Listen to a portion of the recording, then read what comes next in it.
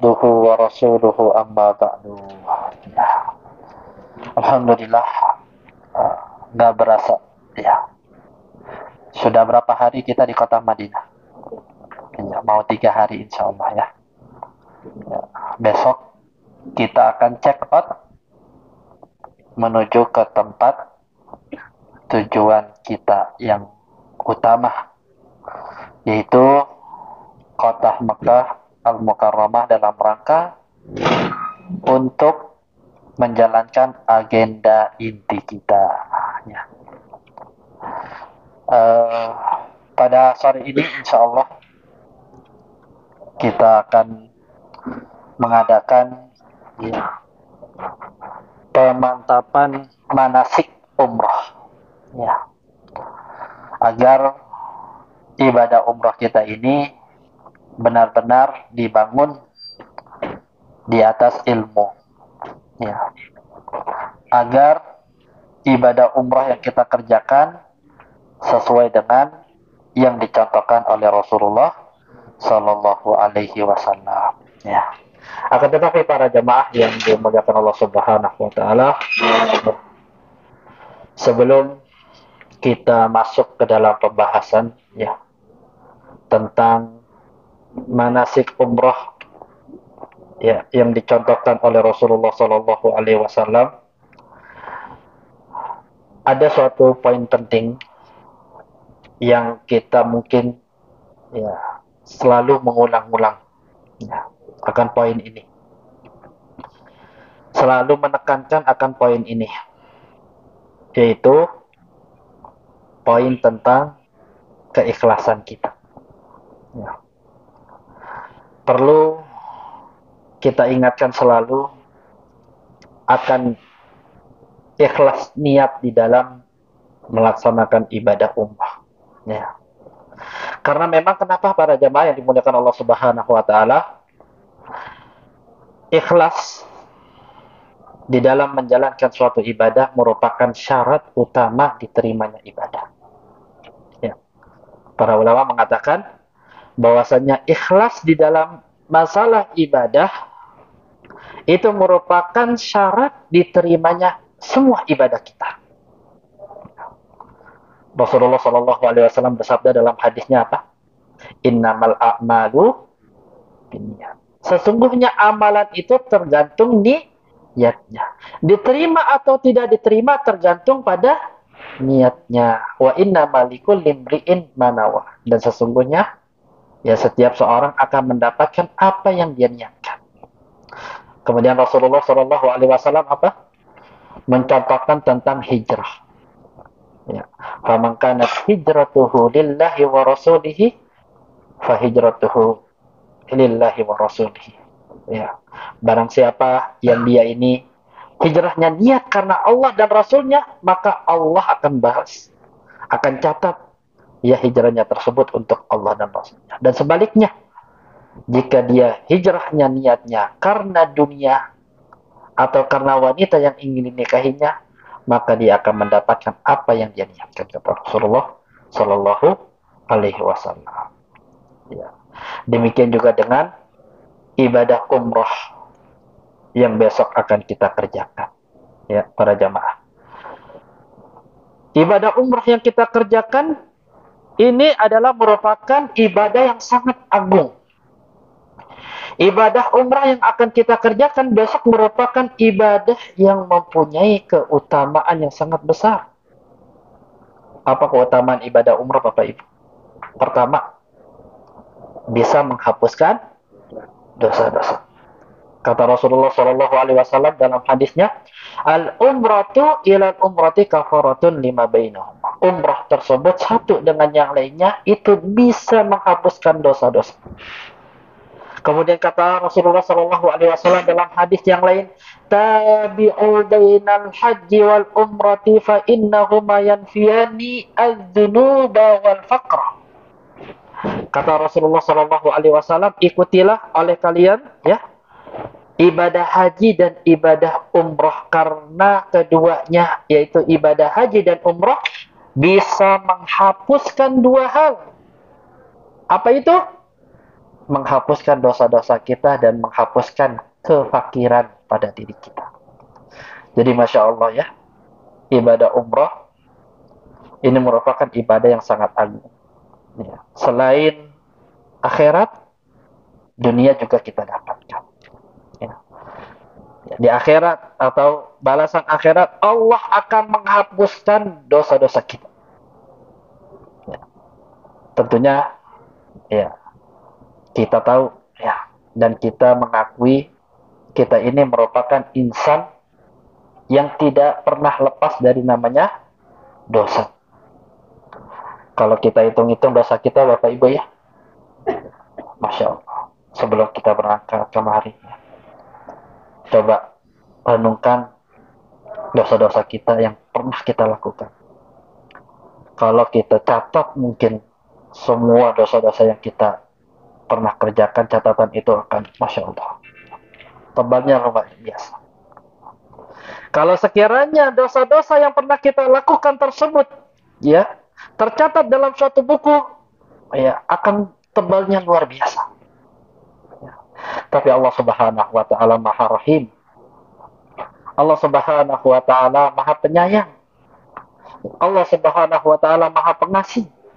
Di mana Allah berikan kepada kita kesempatan untuk melakukan suatu hal yang bisa menghapuskan dosa-dosa kita. Apa? Salah satunya adalah dengan menjalankan ibadah umrah. Ya. Ini dari segi akhiratnya. Dari segi dunianya, insya Allah Allah jamin kita untuk tidak terjatuh ke dalam kefakiran. Pernah dengar ada orang melaksanakan ibadah umrah jatuh miskin? Nah, ada. Justru yang ada kebanyakannya ya, orang selesai umrah rezekinya bertambah. Orang selesai melaksanakan ibadah haji, rezekinya bertambah. Identiknya orang yang dipanggil dengan Pak Haji tersebut apa? Orang yang punya usaha maju. Orang yang punya finansialnya Masya Allah. Tapi bukan itu tujuan kita. Memang itu yang dijanjikan oleh Rasulullah SAW, tapi tujuan kita adalah akhirat. Wal akhiratu khairun laka min ula. Akhirat lebih baik bagimu daripada dunia. Gitu ya. Tujuan kita adalah akhirat. Meskipun ada jaminan dari Allah Subhanahu wa Ta'ala, tapi bukan itu tujuan kita. Tujuan kita adalah yang paling utama untuk bisa menghapuskan dosa-dosa kita, bisa menggapai suatu pahala. Apa pahala ibadah umrah? Secara umum adalah seperti ibadah haji. Yang mana seorang tersebut apabila melaksanakan ibadah haji, faman hajja lillah falam yarfus walam yafsuk raja'aka yaumin waladathu ummuhu. Ya. Barang siapa yang dia melaksanakan ibadah haji karena Allah, tidak diikuti dengan kalimat rafas, kalimat-kalimat kotor, ya, atau perbuatan-perbuatan fasik, maka dia akan kembali seperti sedia kala pada saat ibunya pertama kali melahirkannya ke dunia. Al-hajjul mabrur, haji yang mabrur, laisa lahul jaza illal jannah. Haji yang mabrur tidak ada balasan baginya dari Allah kecuali apa? Surga. Dan para ulama kita mengatakan umrah ini termasuk ibadah haji asghar. Ya, termasuk ibadah haji asghar. Dan barang siapa yang melaksanakan ibadah umrah dan dia memperoleh predikat umrah yang mabrur, apa balasannya? Langsung Allah Subhanahu wa Ta'ala jamin surga. Inilah yang kita tuju. Yang namanya surga, Bapak Ibu, itu merupakan suatu janji dari Allah yang tidak bisa kita raih dengan hanya semata-mata angan-angan. Yang namanya surga, Bapak Ibu, yang dimuliakan Allah Subhanahu wa Ta'ala, harus ada pengorbanannya. Harus ada bentuk pengorbanannya. Bagaimana kita bisa meraih surga tersebut? Ya. Dan salah satu bentuk pengorbanannya adalah dengan kita melaksanakan perintah Allah, memenuhi panggilan Allah Subhanahu wa taala, ya, melaksanakan ibadah haji atau ibadah umrah dengan memenuhi panggilan Allah dengan kita mengucapkan apa? Labbaik Allahumma labbaik labbaik ala syarika lak labbaik innal hamda wan ni'mata laka wal mulku la syarika lak. Ya Allah, aku penuhi panggilanmu ya Allah. Jadi dalam mengucapkan kalimat talbiyah, coba ya kita usahakan diri kita ini dalam mengucapkan kalimat talbiyah tersebut seolah-olah kita ini benar-benar memenuhi panggilan Allah. Kita rasakan bahwasanya kita berangkat dari tanah air menuju tanah suci dalam rangka untuk memenuhi panggilan Allah dengan mengucapkan talbiyah. Ya Allah, aku penuhi panggilanmu ya Allah. Ya Allah, aku penuhi panggilanmu yang tidak ada sekutu bagimu.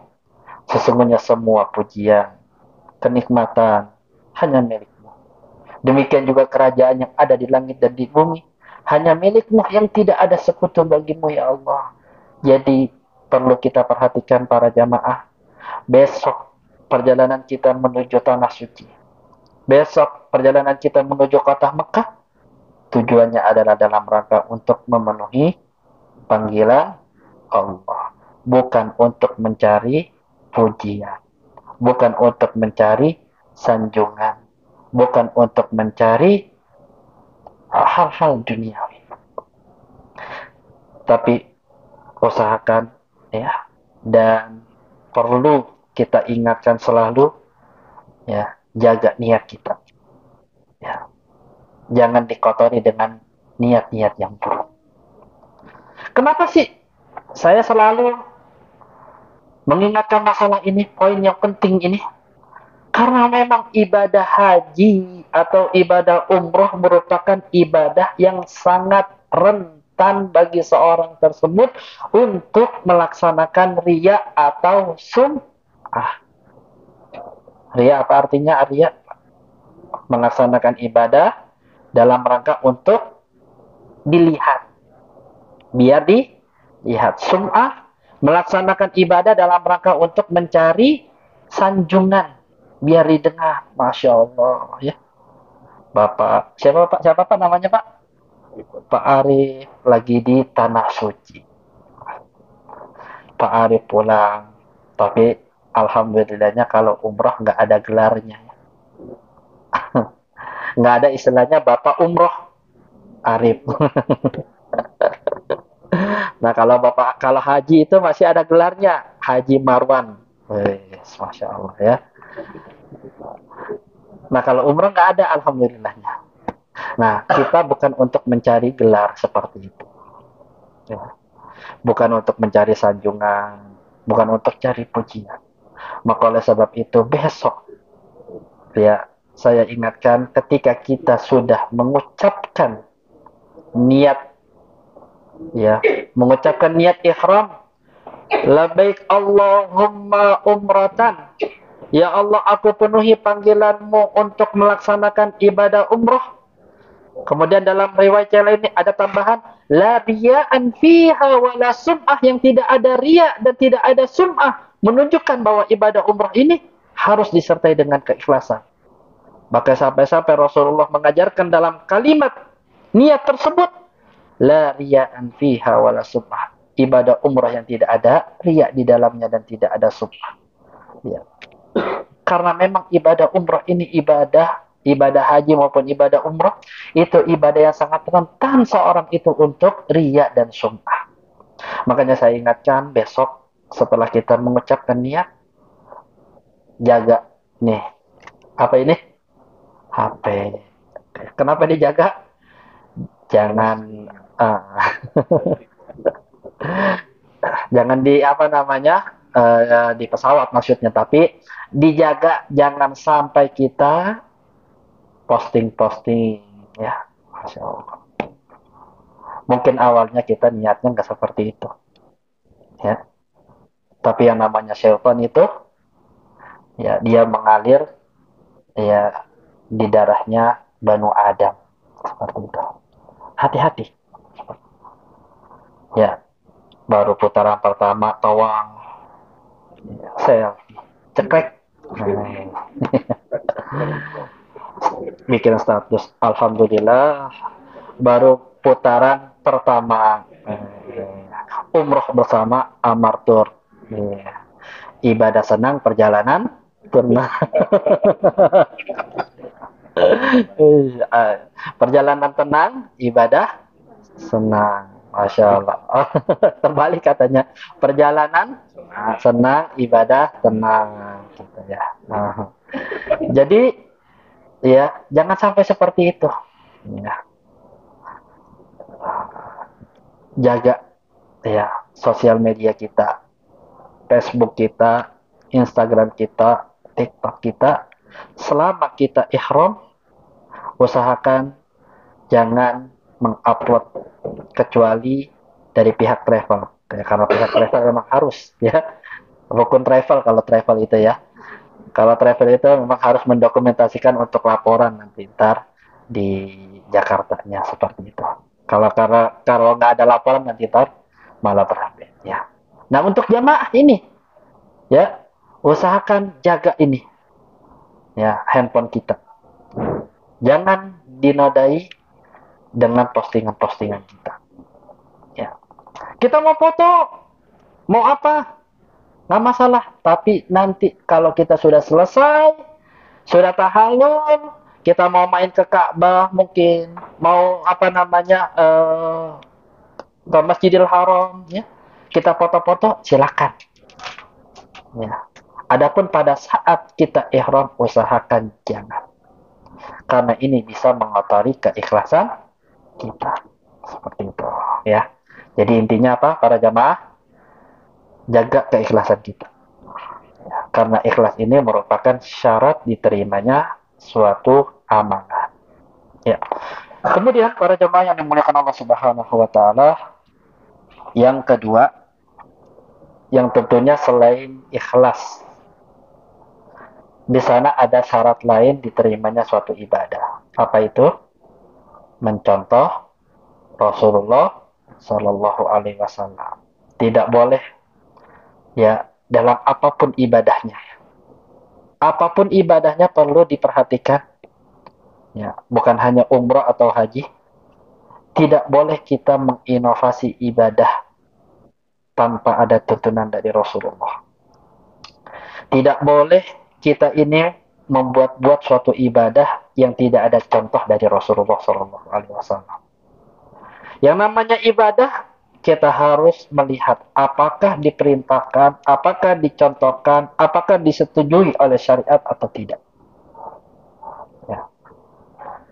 Kalau ya itu tidak dicontohkan oleh Rasulullah, maka kata Rasulullah apa? Man amila amalan laisa alaihi amruna fahuwa raddun. Barang siapa yang mengerjakan suatu amalan yang tidak ada contohnya dari kami, maka amalan tersebut tidak diterima. Raddun ay mardudun, yaitu tertolak. Maka dalam ibadah umrah juga seperti itu.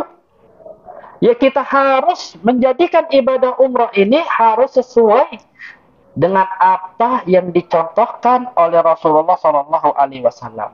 Makanya Rasulullah Shallallahu Alaihi Wasallam bersabda kepada para sahabatnya apa? Lita khudu anni manasikakum. Hendaknya kalian mengambil manasik-manasik kalian, yaitu ibadah haji maupun ibadah umrah, dari siapa? Ya, dari ustadz, dari kiai, dari travel. Enggak. Dari Rasulullah Sallallahu Alaihi Wasallam. Ya. Mencontoh Rasulullah Sallallahu Alaihi Wasallam. Ya. Mengetahui bahwasanya ini loh yang dijalankan dari contohkan oleh Rasulullah. Karena jangan sampai ada ya kita lagi tawaf seharusnya membaca zikir, zikirnya beda sendiri. Sempat viral ya. Apa zikirnya? Fulus, fulus, fulus. Apa fulus artinya? Uang, uang, uang. Ya, ada ya yang seperti itu ya. Pernah lihat videonya ya. Kemudian lagi sa'i juga seharusnya baca zikir ya, baca tasbih, bertahmid, bertahlil, baca doa, Allahu Akbar, Allahu Akbar, Allahu Akbar ya. Sampai seterusnya nanti ntar kita akan sebutkan ya.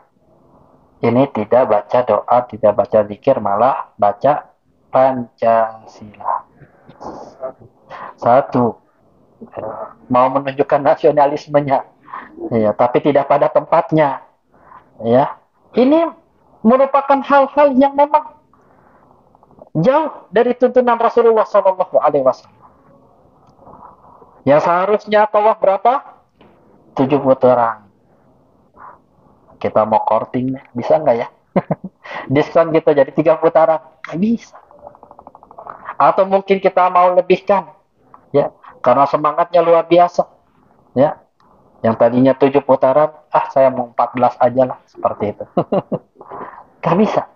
Tidak bisa ditambah-tambahi, tidak bisa dikurangi, tapi harus sesuai dengan apa yang dicontohkan oleh Rasulullah Sallallahu Alaihi Wasallam. Maka pada kesempatan kali ini kita menjalankan atau melaksanakan agenda pemantapan manasik agar kita benar-benar ya ibadah umroh kita besok sesuai dengan apa yang dicontohkan oleh Rasulullah Sallallahu Alaihi Wasallam. Ya para jamaah yang dimuliakan Allah Subhanahu Wa Taala, ada beberapa poin yang akan kita jelaskan terkait dengan manasik ibadah umroh. Ya. Poin yang pertama adalah terkait dengan niat ihram. Ini merupakan rukun ibadah umroh yang akan kita laksanakan. Niat ihram dengan mengucapkan apa? Labaik Allahumma umrata. Jadi niat ihram ini merupakan rukun. Akan tetapi ada beberapa hal yang memang disunnahkan sebelum kita niat ihram. Ya. Ada beberapa hal yang memang disunnahkan sebelum kita niat ihram. Apa saja itu? Secara umum adalah kita bersih-bersih. Secara umum kita apa? Bersih-bersih. Nanti besok ya setelah acara session kajian bersama Ustadz Ariful Bahri, insya Allah persiapan para jamaah mandi, ya, bersih-bersih, ya. Kemudian potong kuku, ya. Kemudian apalagi rambut yang ada di tubuh kita selain kalau bapak-bapak jenggotnya, ya, dan rambut kepalanya, ya. Rambut apa saja yang ada di tubuh kita selain rambut kepala dan jenggot untuk bapak-bapak itu kalau bisa dibersihkan, itu sunnah. Ya. Dan untuk yang bapak-bapak khususnya disunahkan pakai minyak wangi sebelum ihram, tapi tidak di kain ihram. Di mana pakainya? Di badan. Ibu-ibu pakai nggak? Nggak perlu. Ibu-ibu jangan. Ya, ya, kalau ibu-ibu tidak. Hanya untuk yang bapak-bapak disunahkan pakai minyak wangi. Apa dalilnya? Dalilnya adalah yang dikatakan oleh Aisyah radhiyallahu taala anha, beliau berkata, "Kuntu utayyiba an-nabiy sallallahu alaihi wasallam li ihramihi qabla al-ihram." Aku dahulu memakaikan minyak wangi ya untuk Rasulullah sallallahu alaihi wasallam ya sebelum ihram, untuk ihram beliau. Jadi sebelum ihramnya ya itu disunahkan untuk memakai minyak wangi. Maka dari sini para ulama mengambil suatu istinbat bahwasanya sebelum ihram disunahkan untuk bersih-bersih, mandi, pakai minyak wangi untuk yang laki-laki. Tapi untuk perempuan tidak. Seperti itu. Secara umum seperti itu. Ya, jadi besok persiapan ya bapak-bapak, ibu-ibu ya mandi sebelum kita berangkat, bersih-bersih. Ya. Kemudian, ya, setelah kita persiapan, Bapak Ibu udah siap, kita kumpul dalam keadaan sudah pakai kain ihram. Ya. Bapak-bapak kain ihramnya yang telah diberikan travel, ibu-ibu bebas ya, apa ada seragam khusus ya? Bebas ya, yang penting menutup aurat. Ya, kalau bapak-bapak pakai kain ihram, nanti kumpul di lobi hotel, ya. Yang mau pakai masih pakai celana dalam atau pakaian dalam, nggak masalah. Tapi nanti kalau sudah di mikot, nah, tapi karena kita pakai kereta, kemungkinan tidak turun di mikot, hanya di bis. Maka usahakan sudah steril dari hotel. Ya, bapak-bapak ya, sudah steril dari hotel, ya. Kemudian kita berangkat dan di sana nanti kita ambil niatnya. Karena kita pakai kereta, maka kita tidak turun. Ya, karena takut nanti ketinggalan keretanya. Kita tetap ambil niat dari mikot, ya.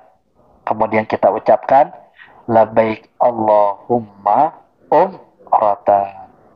Kemudian kalau sekiranya ada di antara jamaah yang ada kemungkinan atau mungkin takut tidak bisa menyempurnakan ibadah umrahnya, maka diperbolehkan untuk mengucapkan kalimat syarat.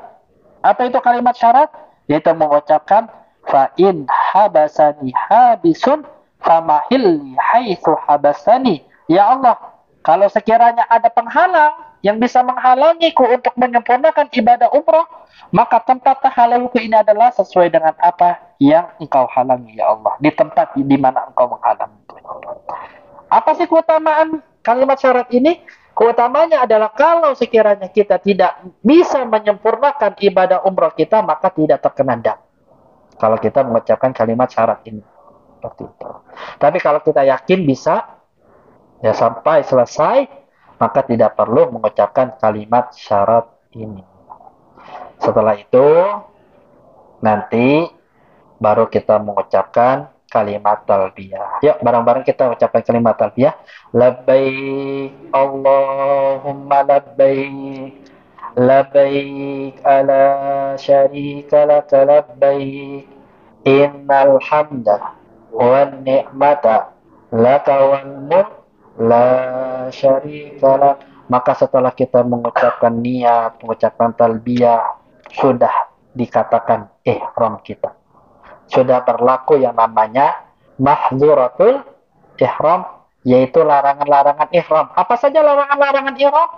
Ya, pertama untuk yang laki-laki dan perempuan tidak boleh mencukur rambut yang ada di tubuhnya.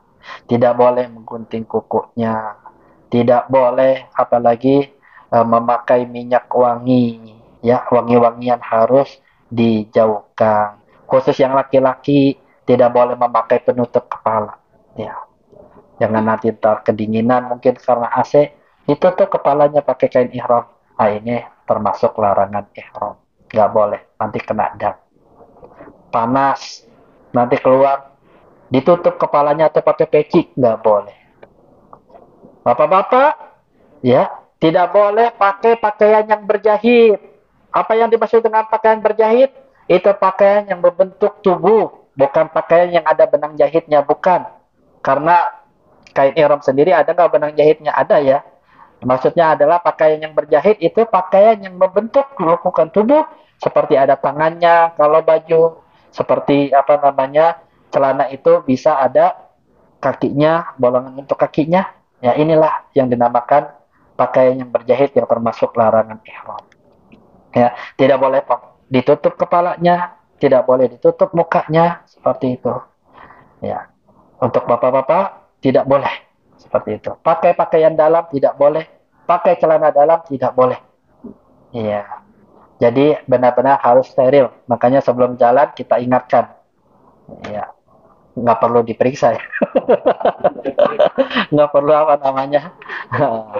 nggak perlu dirazia satu-satu ya.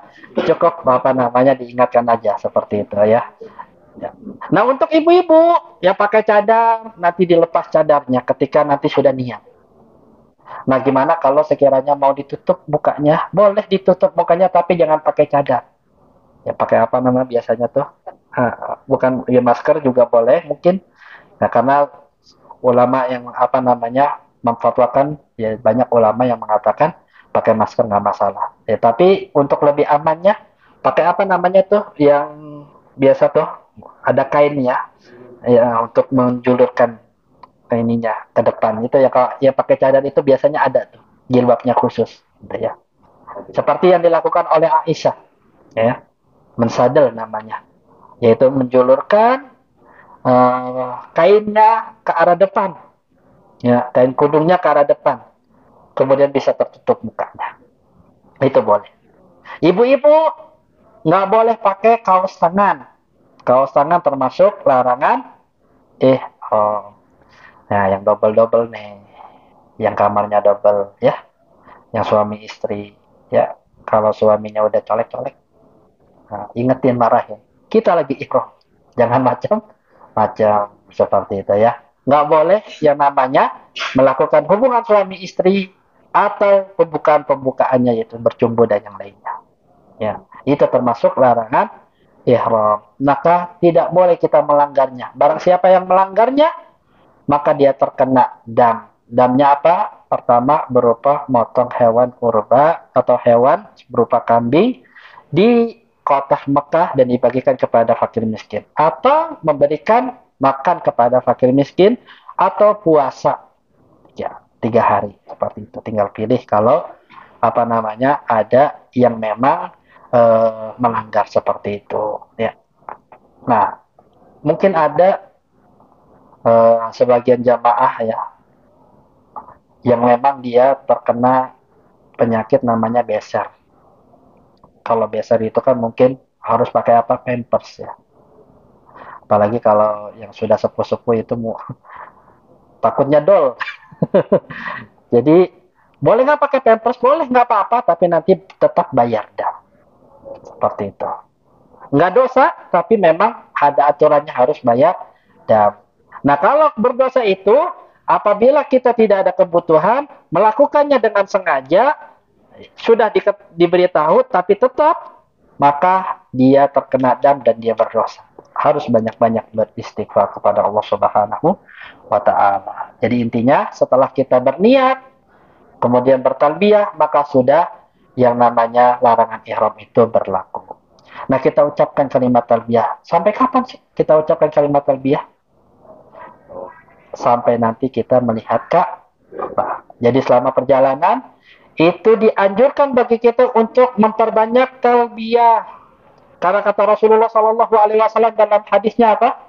Tidaklah seorang hamba tersebut bertalbiyah melainkan yang di kanan dan di kirinya dari kalangan batu-batuan, pepohonan, kemudian gunung-gunung, dia akan ikut bertalbiyah bersamanya meskipun kita tidak mengetahui bagaimana mereka bertalbiyah.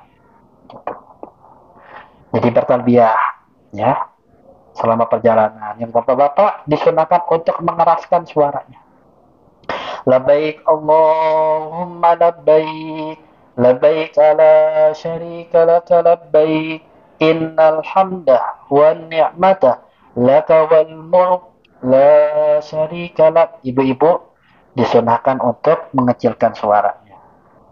Jangan kebalik. Iya, ibu-ibunya yang semangat, bapak-bapaknya yang kayak ayam sayur. Bapak-bapaknya yang lemes gitu, ya. Jadi bapak-bapaknya yang harus tinggikan suaranya, ibu-ibunya direndahkan seperti itu, ya. Nah, kalau kita capek di pertengahan jalan, boleh nggak istirahat? Boleh. Nggak harus 20 apa namanya terus-terusan talbiyah, ya. Kalau bisa alhamdulillah, tapi kita tahu, ya, mungkin kita merasakan capek, ya, mungkin kita perlu istirahat, ngantuk, boleh tidur. Dan yang namanya ihram tidak disyaratkan bersuci. Selama perjalanan, para jamaah mau buang air kecil di kereta, silahkan. Mau buang angin, silahkan. Tapi kalau mau buang angin, lihat kanan kiri. Iya, lihat-lihat, ya, temannya seperti itu, ya. Jangan main asal buang-buang aja. Ya, jadi jangan ditahan-tahan, ya. Karena memang tidak disyaratkan dalam ihram ini untuk bersuci. Disyaratkan nanti kalau mau tawaf. Menurut pendapat kebanyakan para ulama seperti itu, ya. Jadi tidak disyaratkan untuk bersuci. Silakan para jamaah yang tertidur, silakan, ya. Kalau sekiranya mau baca Al-Quran, silakan. Mau berdoa, silakan. Mau berzikir, silakan, ya. Mau istirahat, silakan. Seperti itu, ya. kita berjalan, ya, gunakan perjalanan kita ini, ya, waktu kita untuk kalau bisa banyak-banyak berzikir dan banyak-banyak berdoa. Kalau sekiranya kita capek, boleh untuk istirahat. Nanti kita sampai di hotel. Ya, nanti ntar sampai di Mekah, di hotel, dan perlu diingat, kita sampai di Mekah, di hotel masih dalam keadaan ihram. Bapak-bapak nggak boleh ganti baju. Maksudnya ganti baju apa? Pakai pakaian bebas. Belum boleh. Ya, jangan nanti ntar sudah di kamar, banyak kejadian seperti itu. Kiranya boleh ganti baju. Ya, berapa kali kejadian seperti itu. Ya, ketika sudah di kamar, dia langsung ganti baju pakai pakaian bebas. Enggak. Nah, di hotel nanti perlu diperhatikan sabun, sampo, usahakan dijauhkan. Jangan pakai. Karena sampo, sabun itu mengandung wangi-wangian. Ya. Jadi, kalau kita habis makan bau amis, pakai air aja. Ya. Atau kalau ada jeruk nipis, pakai jeruk nipis atau apa gitu. Yang jelas, jangan pakai hal-hal yang mengandung wangi-wangian. Sabun, sampo, atau tisu basah. Ya, tisu basah yang wangi itu juga termasuk dalam wangi-wangian. Ya. Sampai kita di hotel, nanti kita isi tenaga dulu. Makan malam, kemudian setelah itu pembagian kunci, kita ke kamar, istirahat. Ya, sekitar setengah jam sampai 1 jam. Ya, kita mau ke kamar mandi mungkin, ya. Itu adalah waktu kita memang benar-benar gunakan waktu kita untuk buang, ya. Jangan nanti ntar kita mau tawaf, mulas. Mau tawaf apa? Kebelet kencing gitu, ya. Usahakan memang waktu tersebut kita gunakan untuk kamar mandi, ya, untuk buang air dan semacamnya. Setelah kita siap, dan perlu diperhatikan sekali lagi, masih dalam keadaan apa? Ihram. Nanti sudah siap, kita kumpul lagi di lobby hotel, ya, yang di Mekah Tower, yang di mana di Makom Maisan, ya. Nanti ntar insya Allah kita akan ketemuan nanti antara dua kelompok ini di depan Tower Zamzam. Setelah ketemu bareng, baru kita masuk bareng-bareng untuk melaksanakan rukun yang berikutnya, yaitu apa? Tawaf. Dan usahakan sudah dalam keadaan berwudu, bersuci, ya. Nah, nanti ada yang bertanya, gimana kalau sekiranya wanita atau diantara kita yang mengalami haid, bisa nggak ikut umroh? Jawabannya bisa, tapi tidak tawaf dan sa'i. Tawaf dan sa'inya diakhirkan sampai bersih. Ya, jadi kalau ada yang mengalami haid nanti besok, la qadarullah, besok tiba-tiba haid, ya, maka ambil niat, nggak apa-apa, bareng-bareng kita ngambil niat, ya. Tapi nanti setelah sampai di kota Mekah, di hotel, diam aja di kamar, nggak ikut kita tawaf. Tawafnya kapan? Nanti kalau sudah suci, sudah bersuci, sudah selesai haidnya, maka kita mandi, ya, mandi, ibu-ibu yang haid, kemudian setelah itu baru melaksanakan tawaf dan sa'i. Nah, kalau sekiranya nih, ya, nggak berhenti-henti juga haidnya, sampai kita mau pulang, H-1, maka kita ambil pendapat yang membolehkan untuk tawaf bagi mereka yang haid, karena dalam keadaan darurat. Ya, para ulama seperti itu memfatwakan. Seperti Syekh Muhammad bin Shalih Al-Utsaimin, beliau mengatakan kalau sekiranya bagi mereka yang jauh tinggalnya, ya, seperti di Indonesia dan di negeri-negeri yang lainnya, yang tidak mungkin, ya, dia bisa bolak-balik, ya, dia nanti ntar kalau dia nunggu terus sampai bersih, nggak bersih-bersih juga, H-1, maka dalam keadaan darurat tidak apa-apa dia melaksanakan tawaf seperti itu. Tawaf dan sa'i dilanjutkan. Kalau H-1 belum bersih juga. Ya, paham ibu-ibu ya? Insya Allah. Di sana nanti.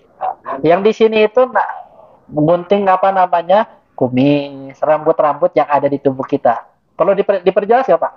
Nah, ketiak, bulu kemaluan, gitu ya. Di sini. Besok sudah bersih. Tapi rambut jangan. Rambut kepala nanti. Rambut kepala tahalul. Ya. Enggak, laki aja. Kalau perempuan, ya. Perempuan kalau ada kumis. Ya, kita lanjutkan kembali para jamaah. Jadi, tawaf disyaratkan untuk bersuci. Nah, kita mulai tawaf. Tawaf dimulai dari mana? Hajar Aswad. Hajar Aswad sebelah kanan atau sebelah kiri kita nanti? Sebelah kiri. Nah, jadi inilah pentingnya kita menjalankan ibadah sesuai dengan tuntunan Rasulullah. Jangan ada kita pakai akal-akalan. Oh, Hajar Aswad itu kan batu mulia, batu dari surga. Masa di sebelah kiri kita sebelah kanan aja lah. Jadi orang-orang ke sebelah sini kita perbodeng. Ditabrak-tabrak sama jamaah yang lainnya. Enggak seperti itu. Makanya yang namanya ibadah umrah harus mencontoh Rasulullah Shallallahu Alaihi Wasallam. Hajar Aswad di sebelah kiri, kemudian sebelah kanannya nanti akan ada lampu hijau. Nah, setelah sejajar dengan Hajar Aswad, barulah kita mulai tawaf, ya. Maka kita ucapkan Bismillahi Allahu Akbar. Cukup dengan isyarat. Ya, karena yang namanya Hajar Aswad tersebut, pertama kalau kita bisa mencium, cium. Kalau tidak bisa, kita pakai benda untuk menempelkan sebagaimana Rasulullah menempelkan tongkatnya ke Hajar Aswad. Maka kalau tidak bisa, cukup isyarat dari jauh. Bismillahi Allahu Akbar. Nggak perlu kita cium tangan kita atau kiss back. Waduh. Bismillahi Allahu Akbar. Nanti banyak dah kita dapati seperti itu. Ya. Kita nggak perlu ikut-ikutan kayak gitu. Cukup isyarat saja. Bismillahi Allahu Akbar. Kemudian kita jalan, ya. Kalau memang memungkinkan, lari kecil-kecil selama 3 putaran. Kalau tidak memungkinkan, mungkin kredit, ya, maka kita jalan biasa sambil berzikir. Bacaannya apa? Bacaannya tidak ada bacaan khusus. Untuk tawaf tidak ada bacaan khusus kecuali hanya satu tempat, yaitu rukun yamani. Ya, kalau di yang lainnya maka zikirnya bebas. Kita mau bertasbih, silakan. Mau bertahmid, silakan. Mau bertahlil, silakan. Mau bertakbir, silakan. Kita baca Subhanallah walhamdulillah wala ilaha illallah Allahu akbar wala haula wala quwata illa billahil aliyyil azim. Kita mau beristighfar mungkin astagfirullah, astagfirullah. Ya. Kemudian baca apa saja zikir. Yang jelas disyariatkannya tawaf dan sa'i dalam rangka agar kita ini mengingat Allah. Memperbanyak zikir, zikir mutlak nggak masalah. Ya. Apa saja zikirnya bebas. Yang ada zikir khusus atau bacaan khusus hanya di satu tempat, yaitu ketika kita berada di rukun yamani. Maka ketika kita sudah sampai sejajar dengan rukun yamani, apa yang kita baca? Rabbana atina fid dunya hasanah wa fil akhirati hasanah wa qina adzabannar. Terus kita ulang-ulang lagi, ya, sampai nanti sejajar lagi dengan Hajar Aswad, maka kita sudah satu putaran. Kita isyarat lagi untuk yang kedua dan seterusnya. Tidak perlu baca bismillah, tapi cukup bertakbir. Allahu Akbar. Ya. Kemudian kita putar lagi, ya. Berzikir lagi. Ke rukun yamani lagi. Baca Rabbana lagi. Kemudian sejajar Hajar Aswad lagi. Baca lagi. Allahu Akbar. Sampai berapa? 7 putaran. Nah, ada kasus nih banyak kejadian kita lupa putarannya berapa. Atau kita ragu putarannya berapa. Ini kelima apa keenam? Keenam apa kelima? Nah, kalau kejadian seperti ini, kita ragu-ragu, maka para ulama kita mengatakan ambil bilangan yang terkecil. Kita ragu nih, 5 putaran apa 6 putaran? Maka ambil yang terkecil. Kenapa kita ambil yang terkecil? Kalau sekiranya kita salah, berarti ada kelebihan. Kalau kelebihan masih sah.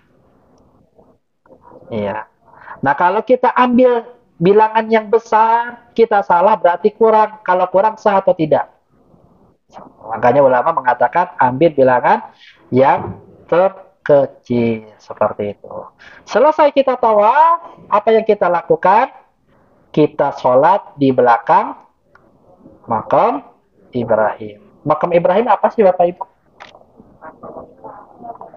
Tempat berpijaknya Nabi Ibrahim ketika membangun Ka'bah. Jejak kakinya Allah abadikan sampai sekarang, namanya makam Ibrahim. Makam itu bukan kuburan ya. Tapi yang namanya makam tempat berpijaknya. Tempat di mana Nabi Ibrahim ketika itu membangun Ka'bah, jejak kakinya masih ada dan Allah abadikan sampai sekarang. Nah, kita diperintahkan untuk sholat di belakang makam Ibrahim sejajar dengan makam Ibrahim dengan catatan jika memungkinkan. Kalau tidak memungkinkan, maka di mana saja kita sholat di tempat yang kosong dan disediakan oleh petugas. Kita sholat, rakaat pertama baca apa? Al-Fatihah dan Al-Kafirun.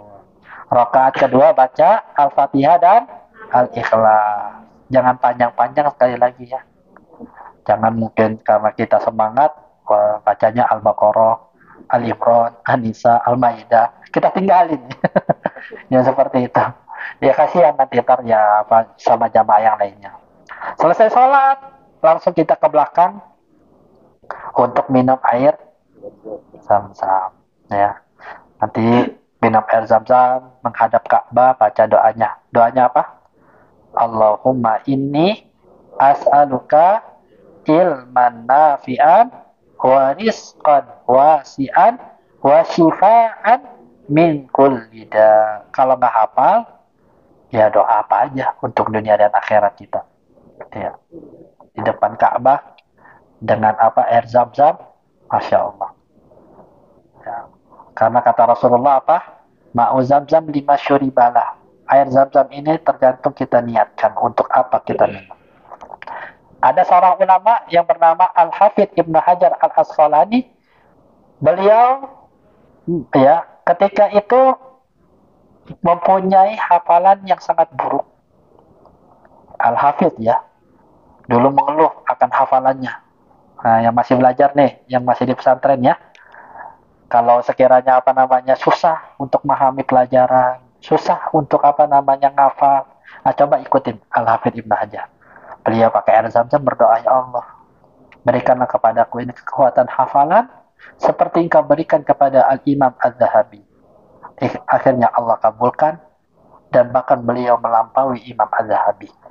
Punya buku namanya Syarah Sahih Bukhari Fathul Bari yang kurang lebih 1,5 meter ya. Apa namanya tebalnya. Ya. Dengan air zam-zam, Masya Allah. Maka gunakan ya ketika kita berdoa itu banyak berdoa. Ya, pakai air zam-zam. Ya setelah itu kita minum dan sisakan sedikit.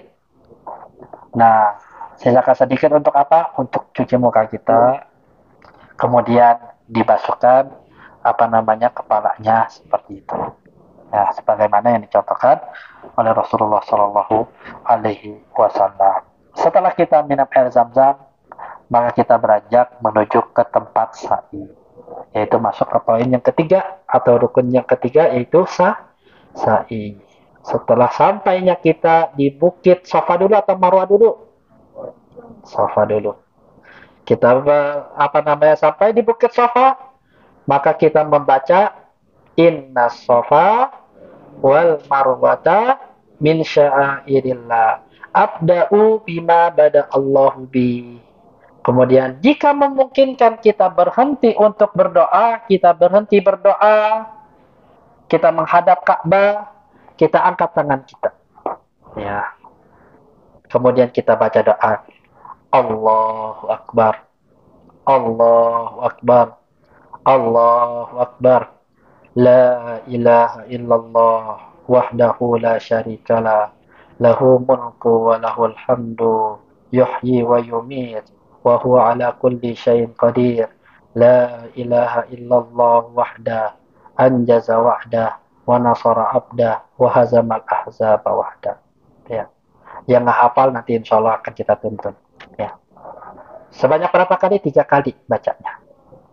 Baca itu diulangi lagi ya sebanyak 3 kali selesai, maka doa masing-masing mungkin kita punya kebutuhan, punya hajat sendiri, digunakan selama di Safa dan di Marwah itu untuk memperbanyak doa. Karena Rasulullah doanya itu panjang di antara Safa dan Marwah.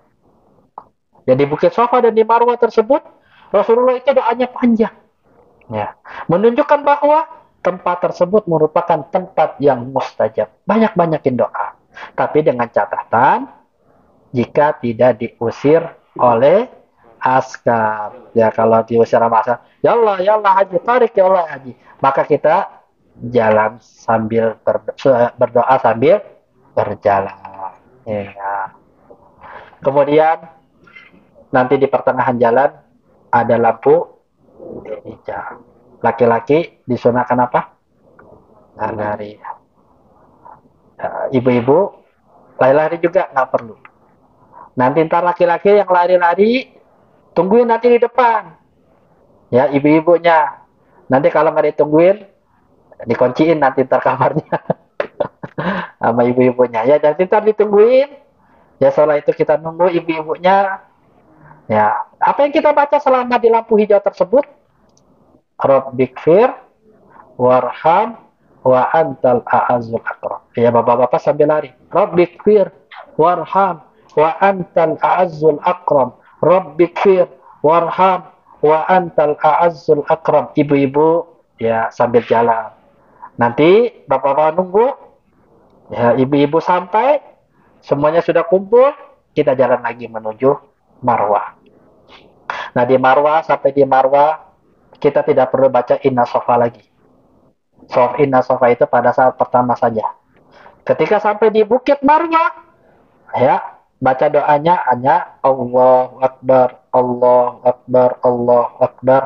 La ilaha illallah wahdahu la syarikalah, lahu mulku wa lahul hamdu, yuhyi wa yumit wa huwa ala kulli syai'in qadir. La ilaha illallah wahdahu la syarikalah, anjaza wahda wa nasara abda wa hazamal ahzab wahdah. Sebanyak 3 kali.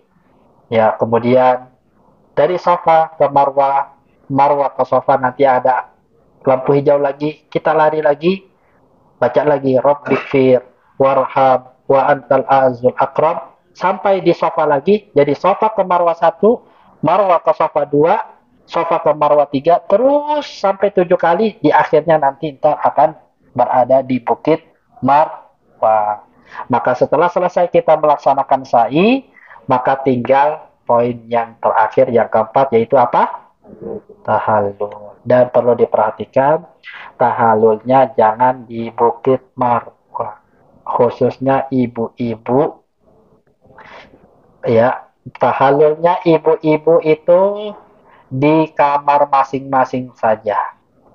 Jangan di Marwah, nanti tersingkap auratnya, nanti akan mengotori tempat sa'i, ya. Meskipun nanti akan ada orang-orang yang nawarin gunting-gunting, jangan. Ya. Untuk bapak-bapak nanti tahallulnya ya sama kita, ya. Nanti kita antarkan ke salon barbershop seperti itu, dan ibu-ibunya tahallulnya di kamar masing-masing. Seperti itu ya. Nanti kita tahallul, ya. Dan diusahakan bapak-bapak yang utama apa?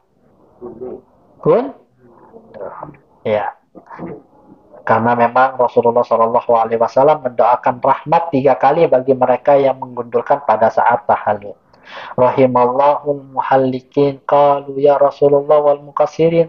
Rasulullah mengatakan, ya Allah berikanlah rahmat kepada orang-orang yang menggundulkan rambutnya.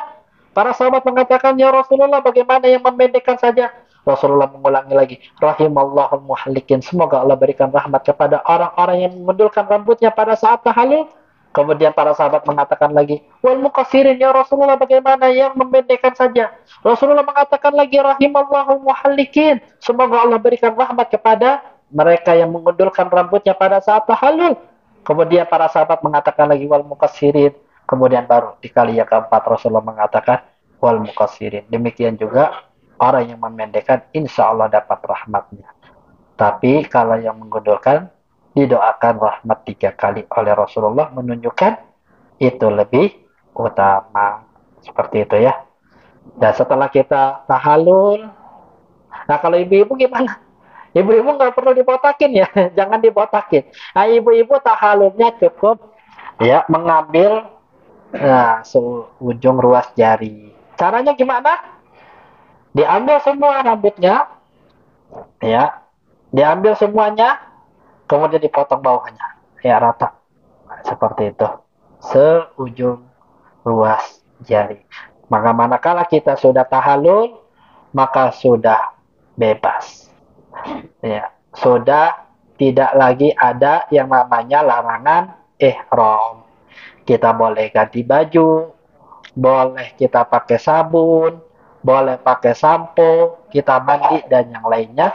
Ya, yang tadinya dilarang, maka kita diperbolehkan kembali. Maka setelah tahallul, selesailah ibadah umroh kita. Dan inilah gambaran tentang proses manasik ibadah umrah yang akan kita kerjakan besok hari. Ya, mungkin ini yang bisa kita sampaikan. Yang mau bertanya, kita beri kesempatan untuk bertanya. Silakan. Ya, Ibu. Iya. Ya, untuk yang sekiranya bapak-bapak atau ibu-ibu yang sudah sepuh, ya, pakai pampers, maka dibolehkan, tapi bayar dam. Tidak berdosa, tapi memang membayar dam karena masuk ke dalam larangan ihram. Berdosa kapan? Kalau sekiranya seorang tersebut melaksanakan larangan ihram tanpa ada kebutuhan, ya, tanpa ada darurat, dia melakukannya dengan sengaja dan sudah mengetahui, itu yang berdosa. Tapi kalau sekiranya ada yang sepuh, ya, dia takut keluar najisnya, ya, pakai pampers nggak masalah, tapi bayar dam. Bayar damnya boleh pilih 3. Ima potong kambing, atau berikan makan kepada fakir miskin, atau puasa 3 hari. Tapi kalau saya sarankan pilih opsi yang kedua aja. Ya, ada uang ibu, serahkan kepada boleh juga nitip ke saya, nanti sama tim kita minta tolong untuk diberikan makanan untuk dibagikan kepada orang-orang Mekah sebanyak 6 orang aja. Sama-sama. Ada lagi yang mau bertanya? Silakan. Iya. Untuk pria langsung saja. Kalau untuk para ibu-ibu kan menunggu berjalan ke hotel. Tetapi dibolehkan tidak Ustaz. Kita para suami itu yang memotongkan. Jawabannya boleh. Jawabannya itu diperbolehkan, ya, suami memotong rambut istrinya atau istrinya memotong rambut suaminya. Dan tidak disyaratkan harus langsung. Kalau ada jeda, boleh hukumnya. Baik laki-laki maupun perempuan. Seperti itu. Jadi tidak disyaratkan habis sa'i langsung tahallul, enggak. Umpamanya mungkin kita mau istirahat dulu, Besok mau tahallulnya nggak apa-apa, tapi harus dalam keadaan ihram terus. Selama belum tahallul, sekali lagi, selama belum tahallul kita masih dalam keadaan ihram, nggak boleh dilanggar. Seperti itu. Ya, ada lagi? Silakan Ibu. Ah, iya. Bagaimana? Ah, kalau dalam keadaan seperti yang dikatakan oleh Ibu, di pertengahan sa'i tiba-tiba haid, maka dilanjutkan karena sa'i tidak disyaratkan bersuci, yang disyaratkan hanya tawaf, seperti itu. Nah, kalau tawaf maka batal tawafnya, tapi ihramnya tidak batal. Ya, ibu tetap dalam keadaan ihram, tapi tawafnya tidak bisa dilanjutkan. Seperti itu. Nanti ibu pulang aja langsung ke hotel. Ya, kalau keadaan seperti itu. Ya. Tapi ibu masih dalam keadaan ihram, nggak boleh pakai wangi-wangian, nggak boleh pakai sabun, sampo dan yang lainnya. Seperti itu yang bersifatnya wangi-wangian. Nanti kalau keadaannya seperti itu, ibu harus menunggu sampai bersuci atau H-1 mau pulang. Kalau mau pulang, ibu masih haid, belum selesai, maka lanjutkan. Tetap tawaf dan tetap sa'i karena kita mau pulang. Nggak mungkin menunggu sampai waktu bersih seperti itu. Ya. Uh, uh, Nanti kita lihat sikon. Kalau memang bisa saya bimbing, saya akan bimbing. Tapi kalau memang tidak bisa, mohon suaminya mungkin kan udah ikut. Nah, kalau suaminya nanti kan pasti akan ikut sama kita. Nanti kita akan arahkan, ini jalannya ini jalan menuju hotel, ini kan sudah tahu nanti ntar. Kayak mungkin besoknya dia mau tawaf sunnah lagi kan, dia bakalan tahu. Nanti kita akan lihat sikonnya nanti, insya Allah. Ya. Ada lagi yang mau bertanya? Silakan. Boleh. Ada yang sabunnya mungkin seperti sabun colek atau sabun asepso ya, kalau dulu ya. Sabunnya itu baunya bau obat atau nggak ada wangi-wangiannya. Jawabannya boleh. Kenapa nggak boleh pakai sabun dan sampo? Itu karena ada wangi-wangiannya. Tapi kalau nggak ada wangi-wangiannya, yakin itu tidak ada wangi-wangiannya, atau mungkin ada, kalau nggak salah sabun khusus umroh itu yang tidak ada wangi-wangiannya, atau sampo khusus umroh yang tidak ada wangi-wangiannya, nggak masalah, boleh. Itu ya. Tawaf sunnah, apakah diharuskan pakai ihram? Secara hukum, secara hukum syariat tidak diharuskan, tapi secara peraturan yang sekarang ini di Masjidil Haram, peraturan terbaru setelah COVID, diharuskan pakai ihram, tidak diperkenankan petugas untuk masuk ke dalam lingkungan tawaf tanpa pakai kain ihram. Nah, kalau mau pakai pakaian biasa, di atas aja. Nanti saya biasanya di atas, di tempat atas, ya ihramnya di tawafnya itu dari atas, nggak pakai ihram, itu bebas. Tapi kalau di bawah itu dijaga sama petugas. Pakai pakaian bebas untuk laki-laki tidak diperkenankan. Kalau ibu-ibu mah bebas kan, nggak ada pakaian khusus untuk ihram, makanya nggak tahu petugas. Kalau ibu-ibu masuk aja. Ya. Makanya yang mau sholat ya di depan Ka'bah, tapi saya sih nggak menganjurkan ya, karena memang nanti takut terjadi hal-hal yang tidak diinginkan ya. Karena banyak sebagian di antara kita ini mau tawaf sunnah pakai kain ihram ya, padahal dia sudah melaksanakan umroh ya. Takutnya ya la qadarullah la samahallah, terjadi hal-hal yang tidak kita inginkan ya. Kita dianggap umpamanya pakai pakaian ihram, tiba-tiba ada kecelakaan sampai kita meninggal dunia dalam keadaan pakai kain ihram, dianggapnya kita ihram, nggak dimandikan, tidak tidak ditutupkan, tidak dikafankan ya, tetap dalam keadaan pakai ihram gitu, padahal kita bukan dalam keadaan. Sementara yang dapat keutamaan itu adalah orang yang meninggal pada saat keadaan ihram, dia dibangkitkan pada hari kiamat dalam keadaan berihram. Sementara kita mungkin dalam keadaan tawaf, ya, tidak dalam keadaan ihram. Makanya saya nggak menganjurkan. Ya, saya nggak menganjurkan. Ya, takut hal ini kejadian, maka akan alangkah baiknya bapak-bapak di atas aja, pakai biasa sholat, nggak harus di depan Ka'bah, karena memang posisi imam sekarang ini bukan di depan Ka'bah, ya. Posisi imam itu sekarang di belakang. Jadi yang buat tempat tawaf itu bukan, nggak di situ lagi imam, di belakangnya, di dekat tempat khusus nanti. Ya, paham insya Allah ya. Ada lagi yang mau bertanya mungkin terakhir ya, atau cukup? Ya, Bapak sekarang. Itu yang tadi melanggar peraturan itu bahwa dam itu persatu kesalahan atau lupa nggak sengaja pukul Ada sebagian yang mengatakan cukup satu saja. Sebagian ulama mengatakan jika berulang-ulangnya tersebut ya satu jenis, maka cukup satu. Ya, seperti apa umpamanya mengenakan pakaian, terus pakai ihram lagi, pakai pakaian lagi, ihram lagi, pakai pakaian lagi, cukup satu aja.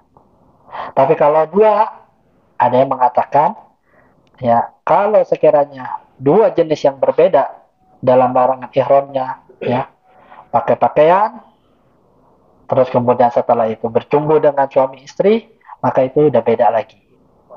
Atau pakai penutup kepala, udah beda lagi. Makanya harus dijaga benar-benar. Tapi dengan catatan ya, kalau kita lupa nggak apa-apa. Umpamanya bapak-bapak ya lupa nih, ya udah dijelasin tapi lupa. Namanya mungkin udah sepuh ya, lupa, tetap pakai kopiah. Atau mungkin sudah di Mekah ganti baju gitu kan. Lupa. Ya kalau lupa nggak apa-apa. Insya Allah yang namanya lupa itu insya Allah dimaafkan dalam agama kita. Ya. Rabbana la tu'akhirna in nasina aw akhtana. Ya Allah jangan langkah mengadab kami kalau sekiranya kami lupa atau kami salah. Ya. Jadi para jamaah yang dimuliakan Allah Subhanahu wa taala, kalau lupa diingatkan temannya. Ya. Jangan sampai terus-menerus. Kalau dia tetap masih kekeh aja berarti sudah terkena dam. Seperti itu. Ya, mungkin ini saja yang bisa kita sampaikan. Kurang lebihnya mohon maaf terkait dengan briefing. Ya, singkat aja mungkin untuk check out besok. Ya, para jamaah diharapkan mulai malam hari ini siap-siap packing, ya. Kemudian besoknya sebelum berangkat ke tempat ini kita kajian insya Allah besok bersama Ustadz Ariful Bahri, pengajar di Masjid Nabawi, ya kajian khusus. Sebelum berangkat ke acara diharapkan sudah di depan kamar itu koper masing-masing ya. Nah kalau bisa jam 8 lah, saya kasih waktu jam 8 ya, itu sudah berada di depan kamar masing-masing kopernya. Jangan ada yang di dalam, kalau di dalam nanti turunkan sendiri. Ya, jadi kepada jamaah di depan kamar masing-masing ya nanti sebelum acara. Kemudian nanti saya akan ke petugas untuk meminta diturunkan koper-kopernya para jamaah semuanya. Kita acara bersama Ustadz Ariful Bahri besok jam 9 atau 9.30. Ya, kalau bisa lebih baik, lebih cepat lebih baik. Ya, kita datang ke sini. Selesai bersama Ustadz kajian Ustadz, maka kita persiapan. Ya, bapak-bapak, ibu-ibu persiapan, mandi segala macam. Nanti sekitar jam setengah 12-an ke tempat makan. Usahakan makan sebelum sholat duhur. Sebelum sholat duhur, makan, sudah makan, maka persiapan untuk sholat di Masjid Nabawi. Sholat duhur di Masjid Nabawi dengan menjamak. Caranya gimana? Sholat bersama imam terlebih dahulu, salam, langsung sholat sendiri. Atau kalau mau bareng-bareng, mungkin ada teman, ya, untuk sholat asar dikosor 2 rakaat. Jadi kita tidak perlu sholat asar lagi di pertengahan jalan. Karena kita naik kereta, nggak mungkin kita berhentikan keretanya. Jadi sholat asar di sini dengan dijamak takdim. Ya. Setelah sholat selesai, diharapkan langsung buru-buru ke hotel. Nah, kalau sudah sampai dari masjid, ya kita tahu ya kondisi lift kita itu kayak gimana kreditnya. Masih ada jamaah haji. Usahakan para jamaah, ya, sebelum berangkat ke Masjid Nabawi itu sudah siap semuanya, kamar dikosongkan. Dalam artian apa? Selesai sholat, nggak perlu naik lagi ke atas, langsung kumpul di lobi hotel. Itu udah masuk pakai baju Ihram, sudah pakai baju ihram, bapak-bapaknya. Jadi kita kumpul, kereta jam berapa? Kira-kira 15.30 ya? Oh, ini kereta lumayan cepat ini, 15.30. Bukan 16.30 ya? Nah, jadi mohon perhatiannya kepada jamaahnya. Nah, oke. Kepada jamaah, mohon perhatiannya karena kita kereta jam 15.30. 15.00 harus berada di stasiun.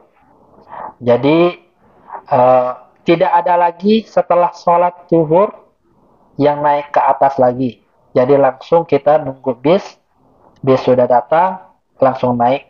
Ya, jam 1 atau jam 1.30 kita sudah berangkat menuju ke Mikot. Karena kita mau ke Mikot dulu. Mikot itu rutenya beda. Ya, jadi biasanya kita ngambil Mikot dulu. Nah, kalau ya qadarullah jamaah lambat, jamaah jam 2 belum berangkat, maka kita putuskan tidak ngambil ke Mikot dulu, ngambilnya pada saat nanti di kereta. Nah, kita maunya cari aman ya. Apa namanya, ihramnya dari Mikot Masjid Dzul Hulaifah. Maka oleh sebab itu diharapkan kepada jamaah yang nggak hadir mohon diberitahu setelah sholat zuhur sudah dikosongkan kamarnya, tidak ada lagi yang ke kamar karena kita tahu kondisi lift yang sangat crowded. Jadi kita sudah selesai sholat, ya nggak ada lagi belanja, nggak ada lagi mampir-mampir ke Bin Daud dan yang lainnya, nggak ada. Langsung ke lobi hotel. Ya, syukur-syukur bis sudah sampai, sudah ready, langsung naik, langsung kita menuju ke Mikot Masjid Dzul Hulaifah untuk mengambil niat. Kemudian setelah itu baru kita menuju stasiun. Ya, paling jam 15.00 ini itu sudah sampai di stasiun. Makan siangnya tadi telah kita sebutkan sebelum sholat duhur. 11.30 udah ada ya, insya Allah. Sudah ready. Biasanya kalau di sini 11.30 jam 11 juga kalau bisa jam 11 lah. Ya, jadi ambil kaidah lebih cepat lebih baik karena kita mau pakai kereta seperti itu. Ya, mungkin ini saya yang bisa disampaikan, kurang lebihnya mohon maaf. Kita tutup acara kita dengan doa kafaratul majelis. Subhanaka Allahumma bihamdika asyhadu an la ilaha illa anta astaghfiruka wa atubu ilaik. Assalamualaikum warahmatullahi wabarakatuh.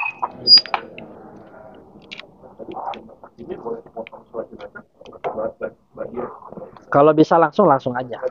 Tapi kalau mau sholat jenazah dulu, enggak,